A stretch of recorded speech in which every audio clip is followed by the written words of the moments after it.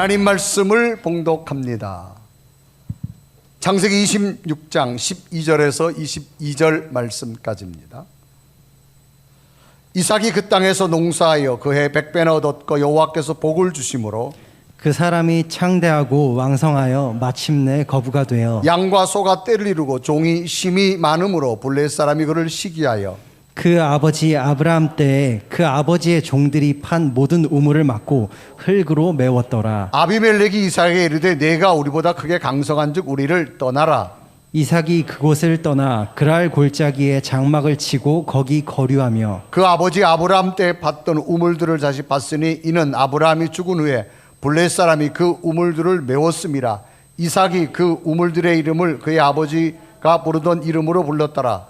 이삭의 종들이 골짜기를 파서 샘 근원을 얻었더니 그랄 목자들이 이삭의 목자와 다투어 이르되 그 이물은 우리의 것이라 하며 이삭이 그 다툼으로 말미암아 그 우물 이름을 에색이라 하였으며 또 다른 우물을 팠더니 그들이 또 다툼으로 그 이름을 신나라 하였으며 이삭이 거기서 옮겨 다른 우물을 팠더니 그들이 다투지 아니하였으므로 그 이름을 르호봇이라 하여 이르되 이제는 여호와께서 우리를 위하여 넓게 하셨으니 이 땅에서 우리가 번성하리로다 하였더라. 아멘. 오늘도 주의 큰 은혜가 임할 줄로 믿습니다. 따라합시다. 위기의 순간 복을 주시는 하나님.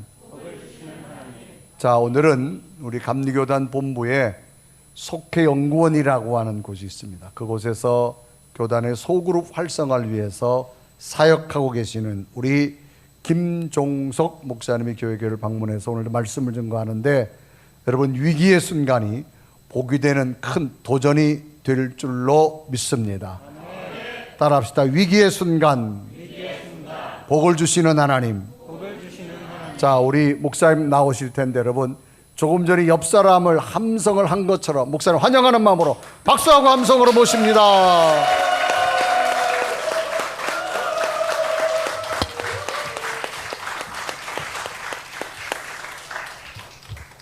할렐루야.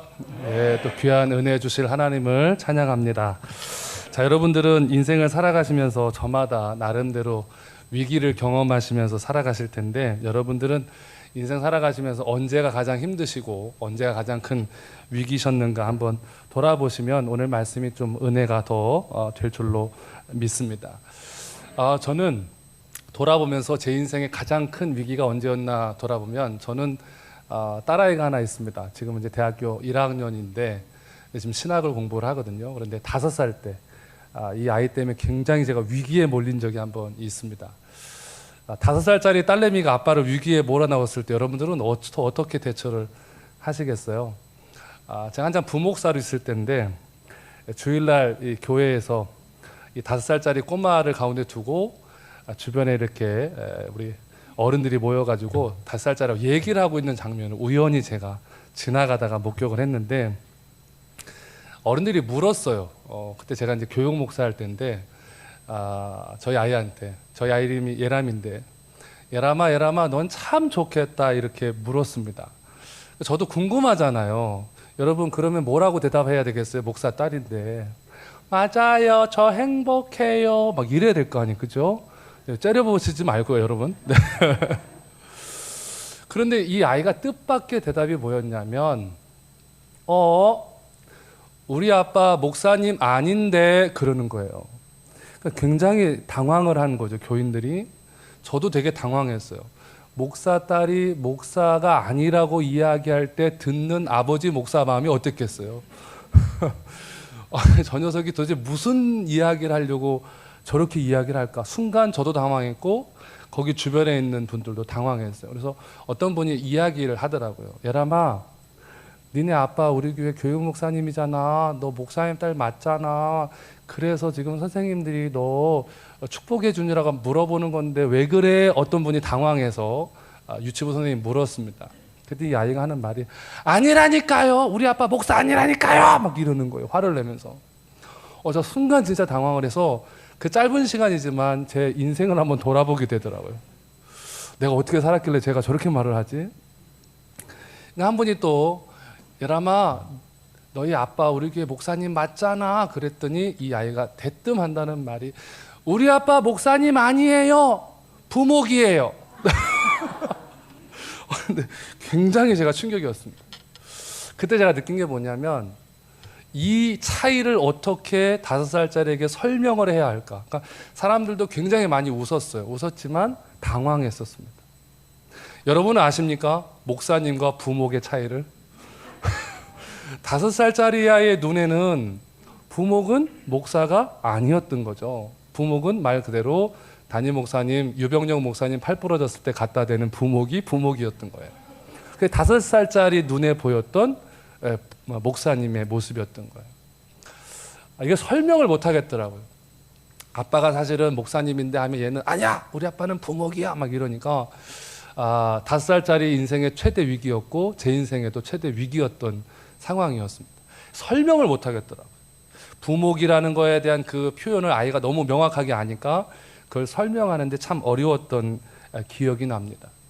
제가 목회하면서 가장 그 위기 아닌 위기가 바로 이때였었는데, 여러분들은 인생을 살아가면서 언제가 가장 어려우시던가요? 어떤 위기를 만났을 때 여러분들은 설명이 되시던가요? 우리는 위기를 만나게 되면 뜻밖에도 이것을 풀어내거나 해석하거나 설명하는 것이 원활하지가 않습니다. 어떤 분들이 와서 이야기합니다.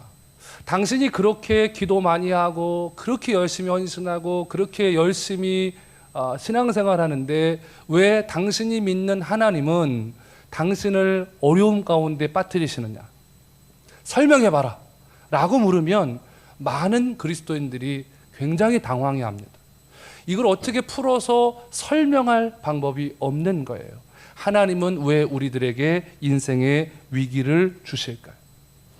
그리고 우리가 신앙생활을 그처럼 열심히 잘하는데도 하나님은 왜 위기를 주실까요? 여러분 기억하십시오. 하나님의 사람들에게도, 믿음의 사람들에게도 하나님은 위기를 허락하시고 흉년을 허락하시고 어려움을 허락하십니다. 아멘을 아무도 안 하시네요. 우리 많은 분들이 기도하면서 그런 기도합니다. 하나님, 내 자녀들에게 위기가 없이, 흉년이 없이, 어려움이 없이 살아갈 수 있도록 도와주세요 라고 보통 어머니들이 많이 기도합니다. 그러나 여러분에게 한번 되묻겠습니다. 그렇게 기도한들 과연 내 자식의 인생 속에 어려움이 안 찾아올까요? 아닙니다. 그렇다면 하나님은 왜 우리에게 이 시간을 허락하실까요? 그렇다면 우리는 왜 그토록 하나님 앞에 엎드리면서 열심히 기도하면서 그분을 신뢰하면서 따라가는 삶을 살아야 될까요? 예수 믿으나 안 믿으나 어차피 어려움이 똑같이 온다면 뭐하러 그렇게 열심히 신앙생활을 합니까? 그냥 남들 하는 만큼만 하면 되는 것이지 라고 생각할 수 있습니다. 오늘 본문은 이 부분에 대한 답을 우리에게 주고 있습니다. 오늘 본문에 보니까 이삭이라고 하는 사람에게 뜻밖의 상황이 펼쳐집니다. 여러분 잘 아시지만 이삭이라고 하는 사람은 순종의 사람으로 많이 알려져 있습니다. 하나님 앞에서 신실하게 살려고 애썼던 사람인데 그에게도 뜻밖의 인생에 큰 어려움이 찾아왔는데 그 어려움을 풀어가는 과정을 오늘 성경은 이렇게 소개합니다. 본문 12절인데요. 우리 다 같이 한번 읽겠습니다. 이삭이 그 땅에서 농사하여 그 해에 100배나 얻었고 여호와께서 뭐를 주심으로? 복을 주심으로. 아멘. 정확하게 보면 이해가지 않는 문장입니다. 그 땅에서 농사하여 그 해에 100배를 얻었다고 이야기하는데, 그러면 이 사람이 하나님 앞에 엄청나게 잘해서 복받을 만한 일을 해서 그 해에 100배의 복을 받았느냐? 아닙니다. 본문 앞쪽에 보면 그 땅에서 그 해에 이러한 일이 있었다라고 이야기합니다. 그럼 여기서 말하는 그 땅은 어떤 땅일까요? 그가 실수해서 쫓겨났던 땅을 의미합니다. 그러면 그 해는 어떤 해일까요? 하나님 앞에 해서는 안 되는 엄청난 일을 해서 완전히 신앙 자체가 무너진 것 같은 어려움 속에 있었던 그 시간을 의미하는 거예요.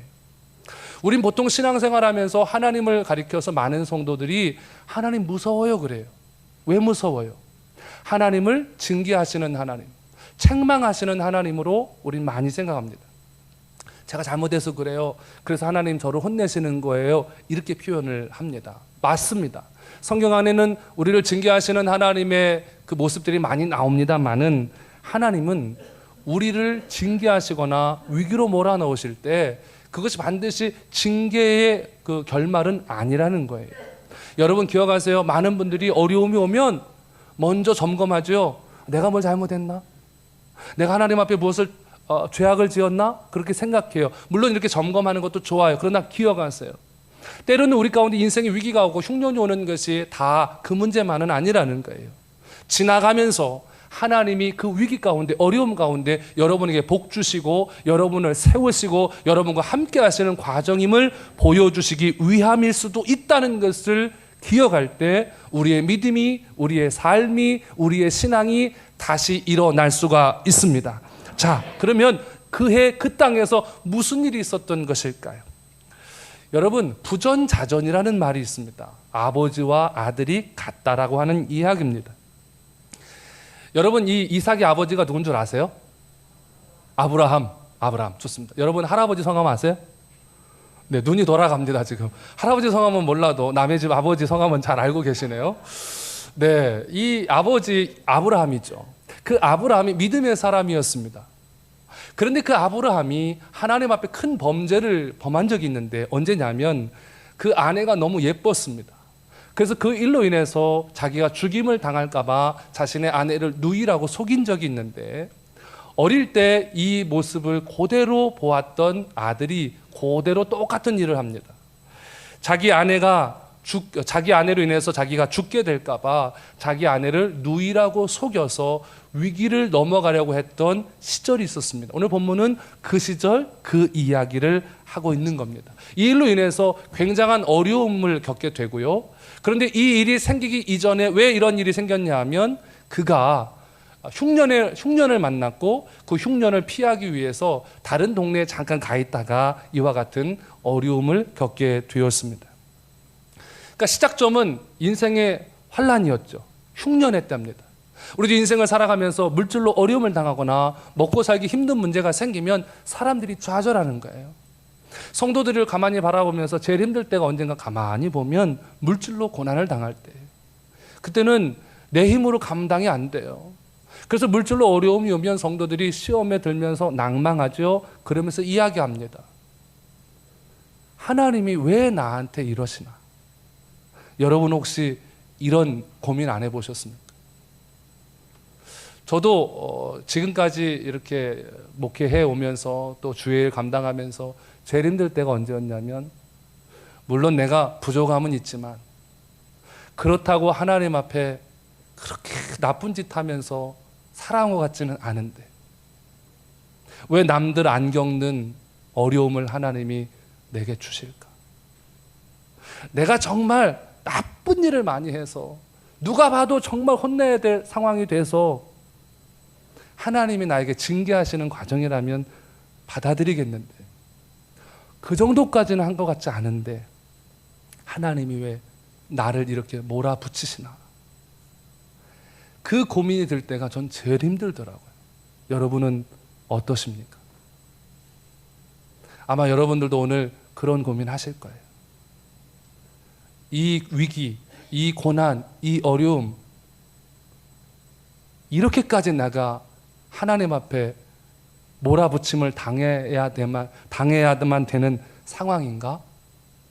이 질문에 대한 답을 오늘 본문이 주는 거예요. 여러분, 위기의 순간 복을 주시고 도와주시는 하나님을 만나시기 원하신다면 어떻게 해야 될까요? 첫째는 하나님의 땅에 그래도 머무르셔야 할 줄로 믿습니다. 자, 이삭이 만난 위기, 어떤 위기예요? 본문 1절에 이렇게 소개합니다. 아브라함 때에 첫 흉년이 들었더니 그 땅에 또 흉년이 들매 이삭이 그랄로 가서 블레셋 왕 아비멜렉에게 이르렀더니. 아멘. 자, 아브라함 때 흉년이 들었어요. 그래서 한번 그 아내를 누이로 속였던 일이 있었습니다. 그런데 또 흉년이 들었습니다. 그런데 그 흉년이 들었는데 이게 위기가 됐던 거예요. 왜냐하면 여러분 아시지만 이들이 살았던 이 팔레스타인 지역의 땅은 사막지대이기 때문에 물이 부족합니다. 늘 부족했어요. 그런 상태에서 비가 오지 않는다는 얘기는 진짜 죽으라는 이야기죠. 당시 농경 문화이기 때문에 물은 더더군다나 필요한 것인데 이 위기를 겪는 거예요. 그럼 여러분 생각해 보세요. 믿음의 조상 아브라함도 바로 이 물로 인한 경제적인 위기를 겪었고 심지어 자기 가족을 팔 수밖에 없는, 거짓말할 수밖에 없는 상황까지 내몰리잖아요. 근데 그의 아들 이삭도 그와 같았다는 거예요. 여러분 기억하세요. 믿음의 사람이라 할지라도, 순종의 사람이라 할지라도, 은혜의 사람이라 할지라도, 그렇다고 그가 그렇게 크게 잘못한 일이 많은 것 같지도 않음에도 불구하고 그도 위기를 만날 수 있고 흉년을 만날 수 있고 그도 고난 속에 살아갈 수 있다. 이것을 하나님이 허락하신다. 아멘 안 하셔도 받아들이셔야 여기서부터 문제가 풀리지, 이걸 못 받아들이면 그때부터 해결점을 찾지 못한다는 거예요. 이 당시 사람들이 이 문제를 풀 수 있는 방법은 둘 중에 하나입니다. 하나는 잘 먹고 잘 사는 나라 애굽을 향해서 가는 거예요. 거기는 먹을 것이 풍족했습니다. 그런데 문제는 그곳에 가면 세상과 동화되면서 나의 믿음이 무너질 수 있습니다.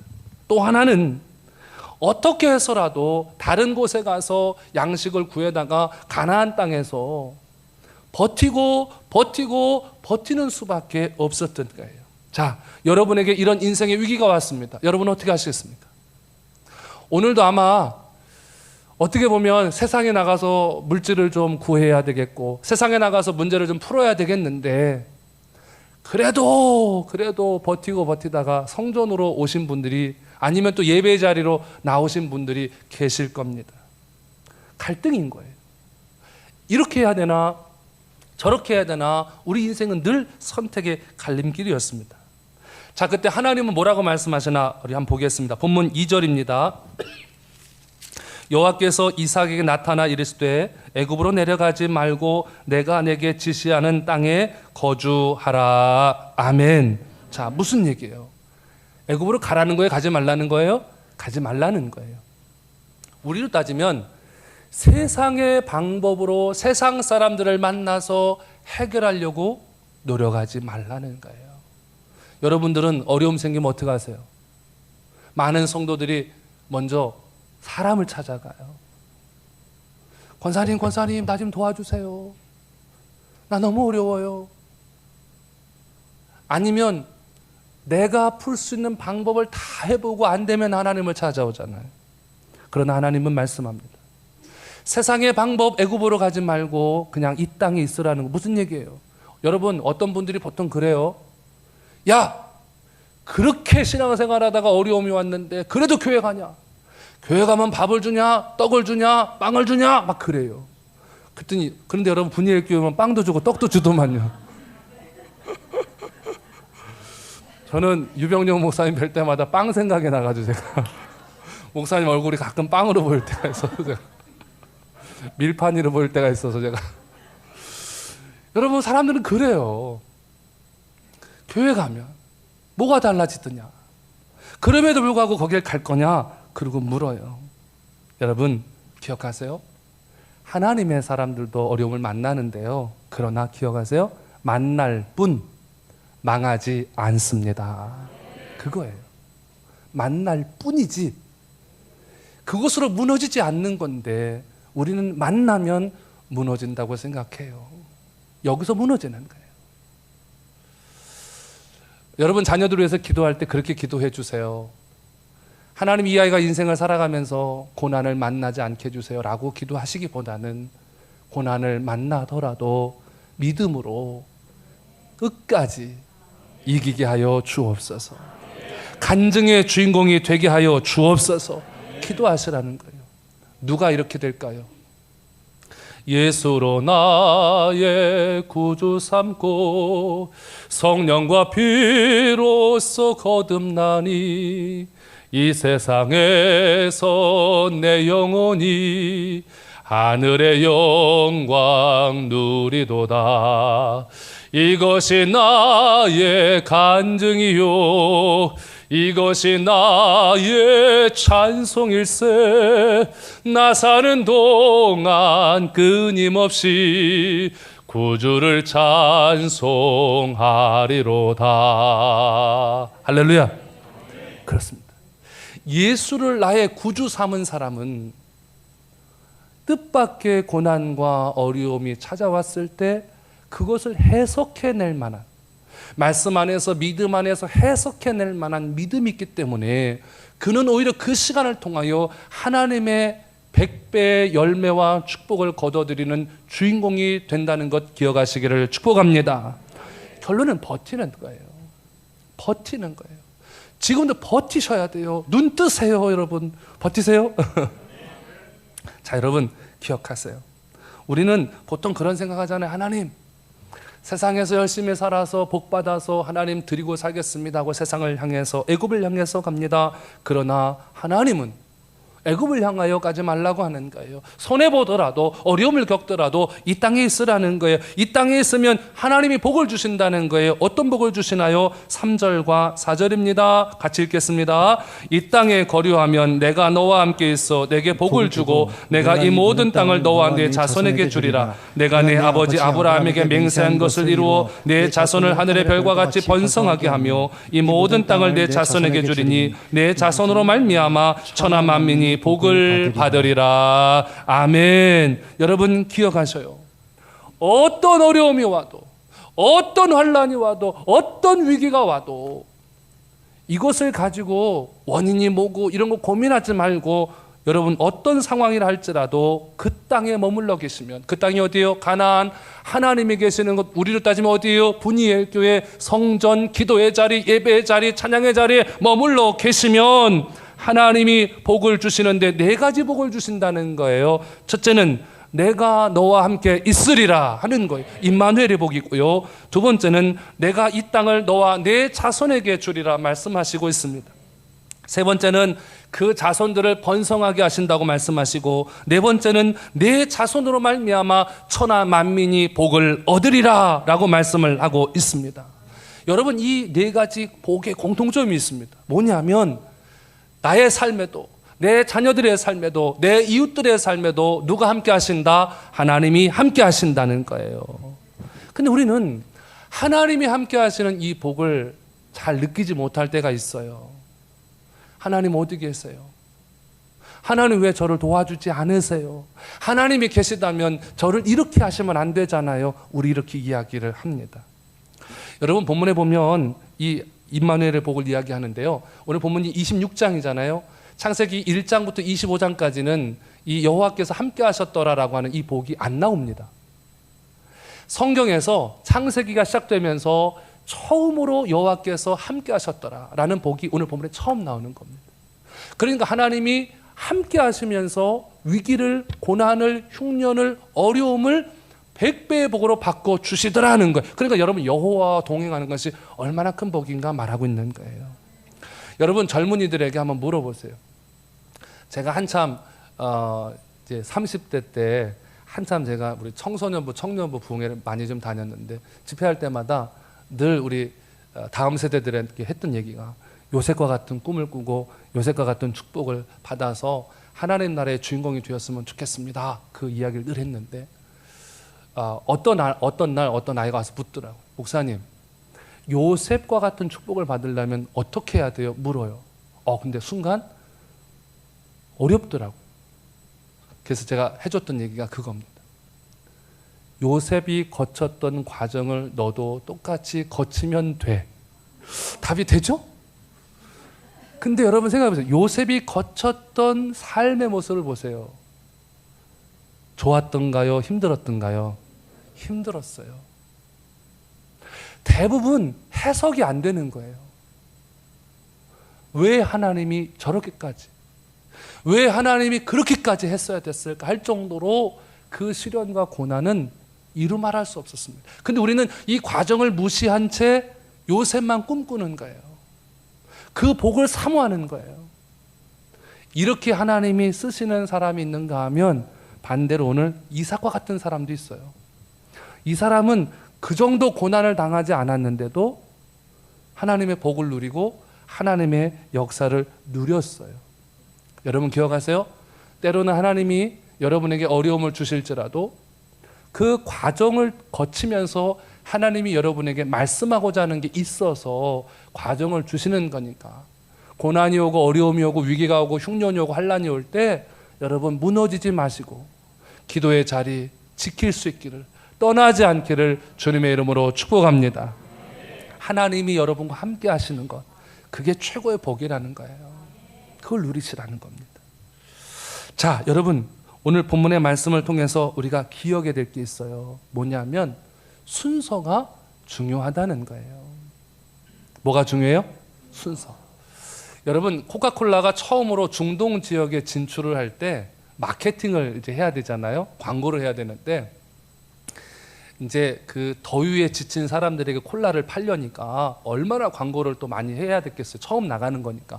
그래서 도로에다가 큰 그 광고판을 세우고 3개의 그림을 붙였습니다. 첫 번째 그림은 뭐였냐면 그 어떤 여자가, 예쁘게 생긴 아가씨가 그 더위에 지쳐가지고 기진맥진해서 쓰러져 있는 그림 하나였고, 두 번째 그림은 그 기진맥진했던 그 아가씨가 그 시원한 코카콜라, 여러분 생각만 해도 짜릿하지 않아요? 그걸 펄컥펄컥 마시는 그림을 붙였고, 세 번째는 그 콜라를 마신 그 아가씨가 번쩍 일어나가지고 막 행복한 미소를 짓는 그림을 붙였습니다. 그래서 야, 광고가 잘 됐으니까 콜라가 많이 팔리겠지라고 생각을 했는데 몇 달이 지나서 한번 파악을 해봤더니 콜라가 안 팔린 거예요. 전 세계 어딜 가도 코카콜라가 안 팔리는 적이 없는데 여기가 안 팔렸던 거예요. 그래서 원인 분석을 해봤습니다. 왜 안 팔렸을까? 왜 안 팔렸을까? 근데 그들이 내린 답은 뭐였냐면 광고가 잘못됐음을 깨달았어요. 뭐가 잘못된 것일까요? 보통 한국 사람들이나 미국 사람들은 글자를 읽을 때 왼쪽에서 오른쪽으로 읽습니다. 근데 중동 사람들은 오른쪽에서 왼쪽으로 읽어요. 그러니까 어떻게 그림이 해석이 됐던 거예요? 처음에 아주 활기가 있던 쌩쌩하던 아가씨가, 멀쩡하던 아가씨가 코카콜라를 펄컥펄컥 마셨는데 기진맥진해서 쓰러진 그림이었던 거예요. 그러니까 저거 먹으면 죽어, 이렇게 광고가 되니까 사람들이 콜라를 안 사 먹었던 거예요. 뭐예요? 신앙은 순서고 신앙은 해석을 잘 하셔야 돼요.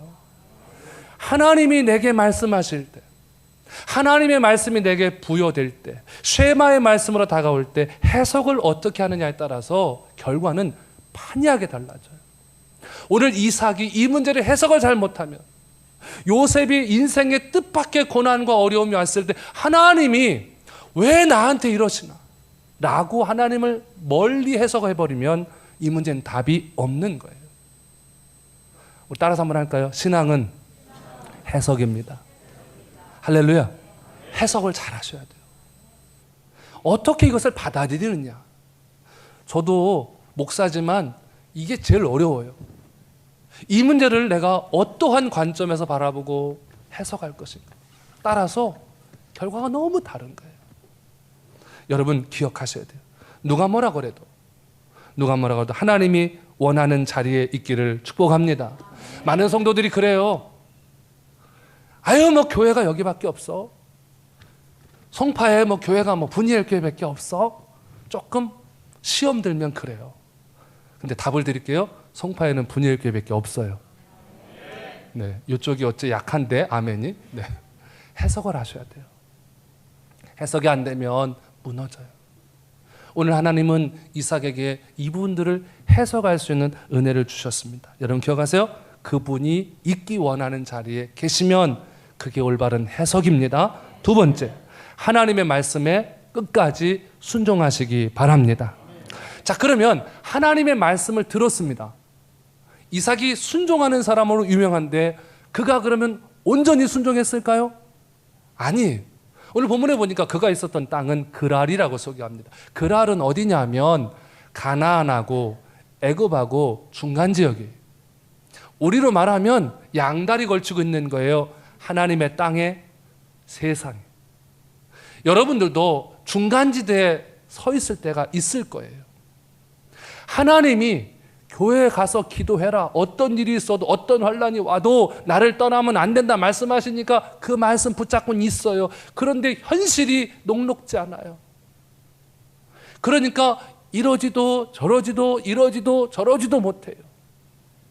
그러면서 중간에 있는 거죠. 검정색도 아니고 흰색도 아니고 회색을 가지고 있는 거예요. 우리의 믿음이 회색이 되어버리는 거예요. 그러면서 기회를 엿보는 거예요. 중간에 있으면서 가나안을 가야 될까? 아니면 애굽을 가야 될까? 여러분들도 그런 거예요. 기도해요. 하나님, 이 위기 가운데서 승리하게 하시고 도와주셔서 내가 반드시 하나님께 영광 돌리게 하세요. 기도해놓고 동시에 사람들을 찾아다니는 거예요. 내가 이 어려움 만났으니까 나 좀 도와주세요. 권사님, 도와줘야지. 내가 그때 당신 도왔잖아. 그 당신도 나 도와줘야 되는 거 아니야? 이러면서 양쪽 작업을 다 하는 거예요. 그래 놓고 이쪽에서 응답이 오면 일로 갈까? 저쪽에서 응답이 오면 절로 갈까? 딱 이 상태인 거예요. 혹시 우리의 믿음이 이렇지는 않습니까? 여러분의 믿음의 지금 지경이 그랄은 아닙니까? 많은 그리스도인들이 여기서 많이 헤맵니다. 많이 힘들어합니다. 순종을 하긴 했는데 반쪽짜리 한 거예요. 그러면 하나님은 책망하실까요?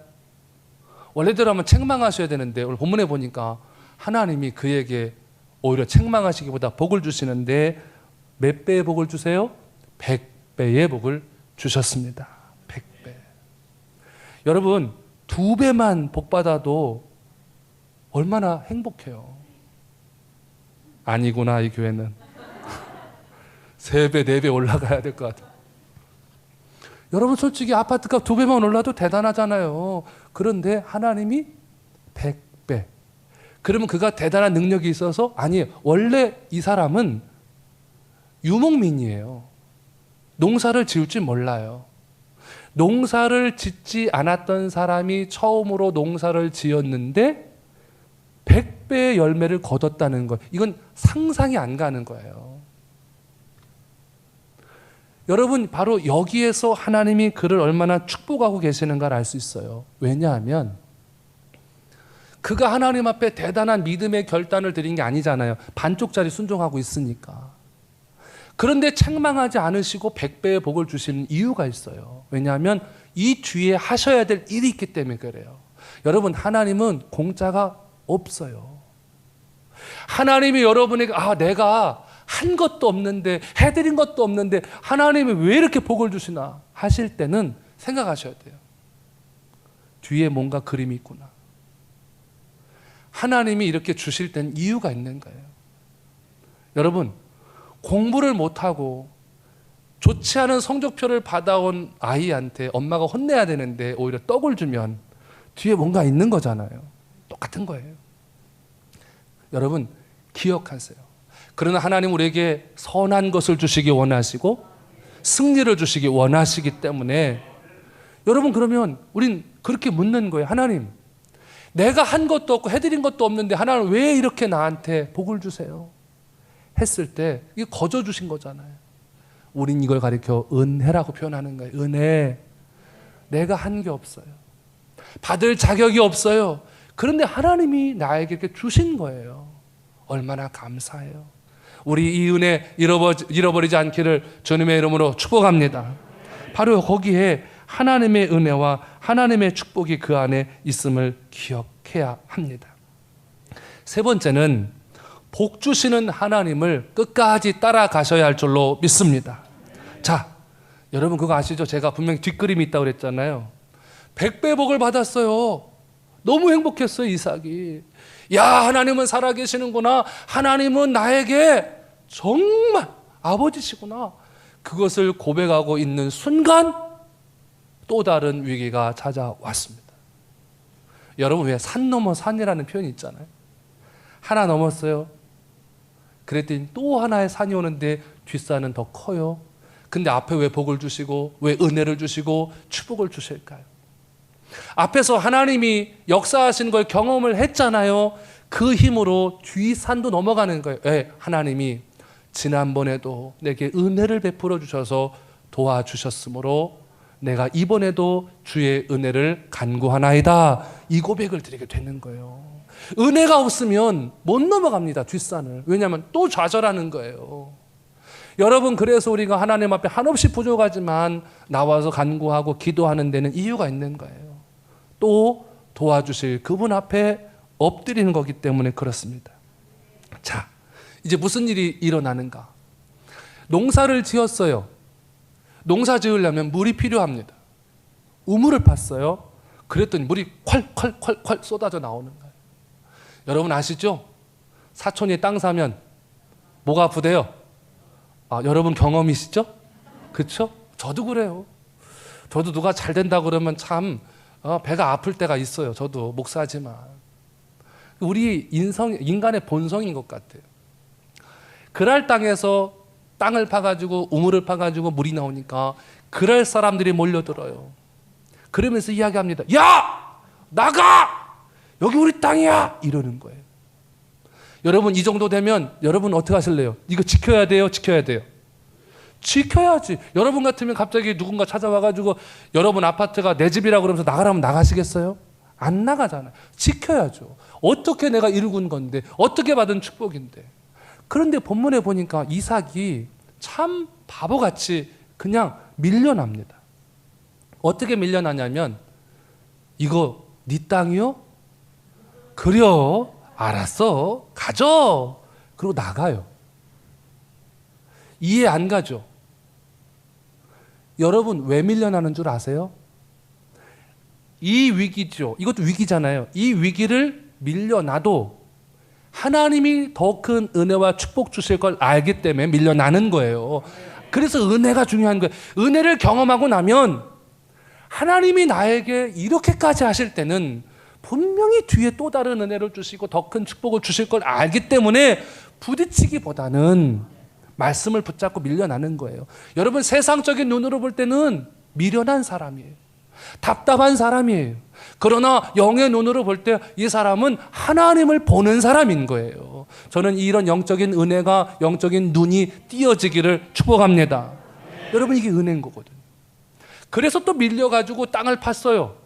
그때 또 우물이 나와요. 콸콸콸콸콸. 그랬더니 지난번에 뺏었던 사람이 또 찾아와가지고 또 뺏는 거예요. 야, 나가! 여기 우리 땅이요.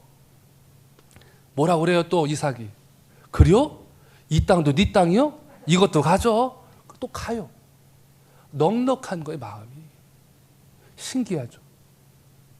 지금 넉넉한 마음을 가질 상황이 아니잖아요. 내 거 다 뺏기는데 억울하잖아요. 처음부터 지네 땅이라고 하든지 그런 것도 아니었잖아요. 버려진 땅에 그냥. 여러분 아시죠? 이 옛날 무슨 측량 기술이 발달을 했겠어요 글쎄. 근데도 그냥 주는 거예요. 왜냐하면 이렇게 생각하는 거예요. 하나님이 이 땅에서 밀어낼 때는 이유가 있겠지. 여러분 이 고백을 드릴 수 있기를 축복합니다. 근데 우리는 하나님이 밀어낼 때마다 안 밀려나려고 얼마나 애를 써요. 제가 알기로는 여기서 조금 더 가면 경기도 접경선이죠. 안 밀리려고 사람들이 막 그러잖아요. 여기서 밀려나는 순간 끝날 것 같고 여기서 밀려나는 순간 죽을 것 같으니까 자존심 상할 것 같으니까 어떻게 해서라도 이 땅을 지키잖아요. 우리의 신앙이 그래요. 때로는 하나님이 뜻밖의 고난과 위기를 만나게 하시고 구렁텅이에 처박으시면 안 밀려나려고 애를 쓰잖아요. 그리고 막 우리 하나님 앞에 항거하잖아요. 하나님 왜 그러세요? 왜 그러세요? 나한테 왜 그러세요? 내가 뭘 그렇게 잘못했다고 그러세요? 우리 이러고 있잖아요. 근데 이 사람 밀리는 거예요. 이 일이 몇 번 있어요. 성경에 보니까. 그러다가 이삭이 우물을 하나 또 팠는데 너무 큰 우물이 된 거예요. 이 상상할 수 없는 큰 우물을 팠어요. 그때 되니까 사람들이 찾아와가지고 그럴 사람들이 뭐라 그러냐면 야, 더 이상 내가 너를 밀어내지 않을 거야 라고 얘기해요. 왜냐하면 이삭이 팠던 우물을 그럴 사람들이 차지하면 우물이 메말라가지고 물을 쓸 수가 없는 거예요. 그러니까 이삭은 파면 물이 나오는데 이 사람을 밀어내는 사람들이 그걸 뺏어봐야 소용이 없는 거예요. 자기들이 쓰지를 못해요. 이것을 반복한 거예요. 한 번, 두 번, 세 번 반복하다 보니까 이건 살아계신 하나님이 이삭에게만 주셨던 축복이구나. 그걸 그들이 깨달아요. 그러면서 그들이 고백하는 거예요. 뭐라고 고백을 하냐면 다시는 내가 너를 건드리지 않으리라. 하나님이 너와 함께 하심을 내가 보았노라. 이제는 우리가 더 이상 싸우지 말자. 이것은 네 우물이다. 그래서 그 우물의 이름을 르호봇이라고 붙였습니다. 자, 여러분, 하나님은 왜 이렇게 이삭을 밀어냈을까요? 근데 여러분, 밀어낼 때 앞에 100배의 복을 받았기 때문에 기분 좋게 밀렸던 거예요, 이삭은. 왜? 그 안에 은혜가 충만하니까.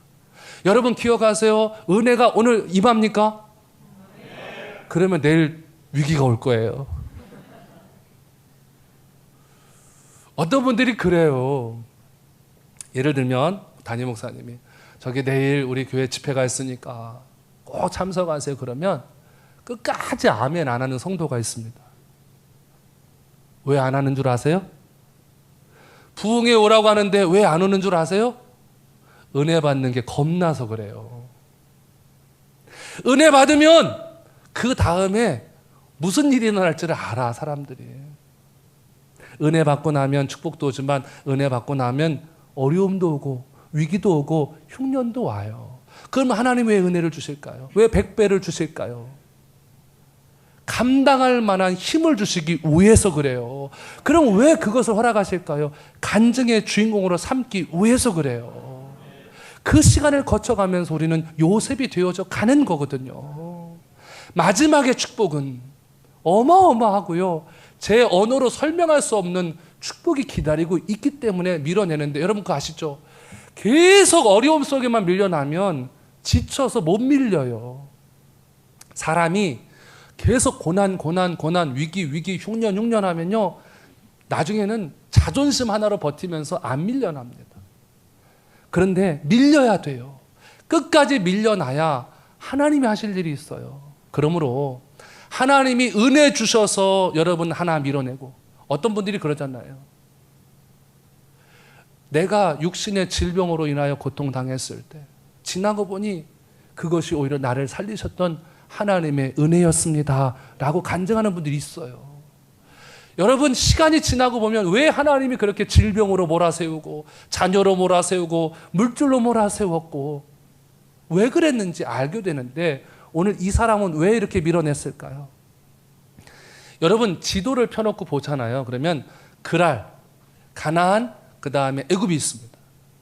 이 사람이 우물을 판 위치를 이렇게 추적을 하다 보면 하나 파고 밀려서 또 다른 데 가서 팠고, 또 밀려서 또 다른 거 팠고, 마지막 우물이 르호봇인데요. 이게 위치가 그랄에서 애굽 쪽으로 가는 위치가 아니었고 그랄에서 가나안 쪽으로 가는 위치였던 거예요. 무슨 얘기예요? 중간지대에 머물러가지고 반쪽짜리 순종을 하고 있으니까 하나님이 그를 온전한 축복으로 세우시기 위하여 100배의 축복을 주신 후에, 은혜를 주신 후에, 그의 마음을 넉넉하게 하신 후에, 그의 믿음을 넉넉하게 하신 후에 밀려나기 시작하는데, 밀렸습니다. 세상의 눈으로 볼 때는, 육의 눈으로 볼 때는 망하는 거고 밀리는 거예요. 그러나 끝에 가서 봤더니 르호봇, 그 위치는 가나안이었더라 하는 거예요. 우린 몰라요. 밀릴 때는 몰라요. 밀리면서 막 아프니까, 원망되니까, 하나님의 뜻을 알지 못하니까. 그러나 밀리면서도 밀리는 이유는 그래도 내게 은혜가 있으니까. 밀어내시면 밀릴 수밖에. 하나님 뜻이 계시겠지. 그리고 그냥 저항하지 못하고 밀리는 거 바보같이 보일 거예요. 그러나 그는 바보가 아니에요. 끝에 가서 봤더니, 밀림의 끝에 와서 봤더니 영원한 축복의 땅 가나안으로 하나님이 나를 이끌고 계셨더라는 거예요. 인간의 눈으로는 밀리는 거지만 하나님의 눈으로 볼 때는 축복의 땅으로 인도하고 계셨고 승리의 땅으로 인도하고 계셨음을 성경은 말씀하고 있습니다. 오늘도 밀리는 분들 계십니까? 낭망하지 마시고 하나님께 은혜를 구하십시오. 하나님이 어디로 인도하실지 믿고 따라갈 수 있는 은혜를 내게 달라고 여러분 기도하십시오. 저도 계속 밀리는 삶을 삽니다. 밀리고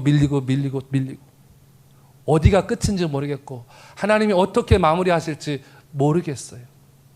저의 믿음의 고백을 여러분께 한번 드려보는 겁니다. 훗날 그때 목사님도 밀리고 우리도 밀렸는데 그 끝이 여기였군요. 함께 고백할 그 날을 기대하면서 절대로 좌절하거나 낭망하지 마시고 은혜 주시는 하나님을 바라보면서 그분이 밀어낼 때는 이유가 있겠지. 그분이 밀어서 밀고 미실 때는 끝의 종착점이 가나안일 거야. 이것을 믿음으로써 여러분 감당하면서 전진하는 귀한 은혜가 여러분 안에 있게 되기를 주님의 이름으로 축원합니다.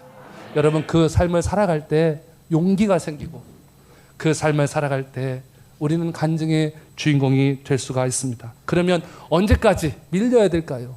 주님 다시 오실 때까지 밀리셔야 돼요. 네, 아멘이 아주 우렁차셨습니다. 네. 여러분 그런데요 꼭 이 길을 갈 때는 하나님이 함께 가게 합니다. 동역자를 붙이세요. 여러분 이 이삭에게도 그와 함께 기도하는 가족들이 있었고 동역자들이 있었잖아요. 혼자 밀린 게 아니거든요. 하나님 함께 하시는 거예요. 귀한 은혜죠. 저도 지금까지 이렇게 오면서 많은 분들이 참 감사하고 고맙고 제가 잊지 못하는 분들인데 그 중에 한 분이 유병영 목사님이시기도 해요.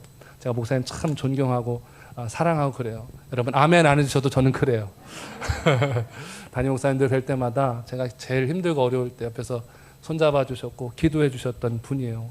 그래서 제가 분이엘 교회 잊혀지지가 않고 또 앞으로도 계속 기도하겠습니다. 여러분 교회를 통해서 한국 교회가 더 새로워지고 담임 목사님 통해서 정말 밀리는 분들이 다시 한번 가나안으로 인도받게 되는 그 귀한 은혜를 하나님이 담임 목사님, 장로님들 또 우리 분이엘교회 모든 성도님들 가운데 허락하여 주시기를. 그러므로 여러분 저는 부탁드립니다. 밀리고 있는 분들을 여러분 안고 기도할 수 있는 그런 영적인 은혜가 넉넉한 제단이 되어 주시기를 하나님 그렇게 사용하여 주시기를 주님의 이름으로 축복합니다. 우리 함께 찬양하고 기도하겠습니다. 주님 다시 오실 때까지 하나님 내가 밀리는 삶을 살아도 하나님을 기대하는 마음으로 나아갑니다. 고백하며 찬양하겠습니다. 주님 다시 오실 때까지 나는 이 길을 가리라.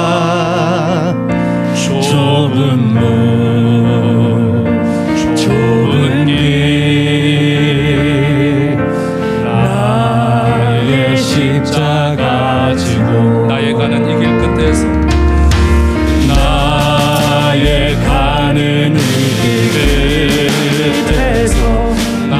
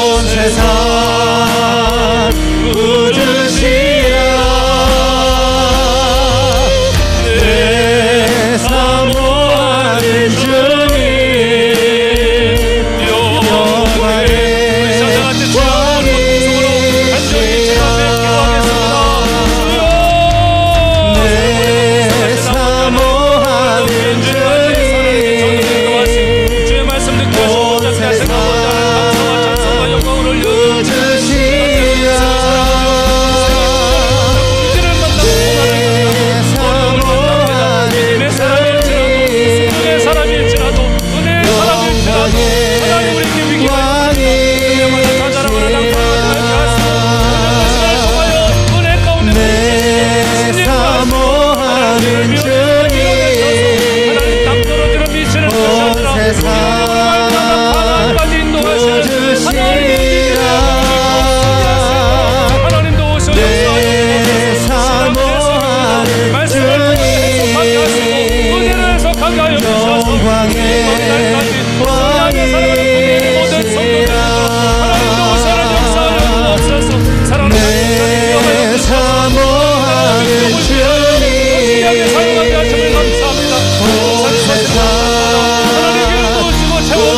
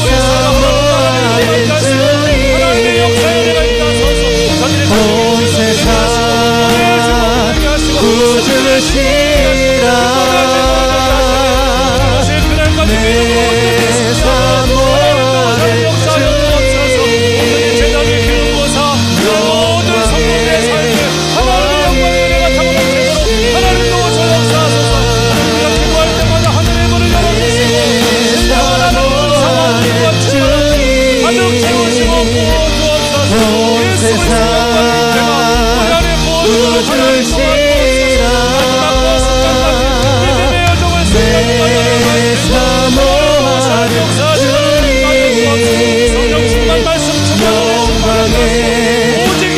하나님이 놀란 기도하겠습니다. 사랑과 은혜가 풍성하신 하나님, 우리가 해석하지 못하는 때로는 인생의 위기와 흉년이 있습니다. 하나님, 그때마다 하나님 우리를 책망하시기보다 오히려 100배의 축복을 주시면서 하나님 우리에게 한없는 은혜를 부으십니다. 내가 해드린 것도 없는데 하나님 내게 부으십니다. 하나님 이렇게 부으시는 것은 내가 온전히 순종의 삶을 살아감으로 하나님 나를 가나안까지 인도하시기 위한 하나님의 은혜요 축복인 것을 고백합니다. 때로는 하나님이 이 은혜를 주시고 뜻하지 않는 과정으로 여정으로 내 삶의 길을 밀어내십니다. 하나님 왜 나를 밀어내십니까? 하나님 내가 가고 싶지 않은 곳으로 왜 가야 합니까? 하나님 내가 서 있지 않고 싶은 곳으로 왜 나를 밀어내십니까?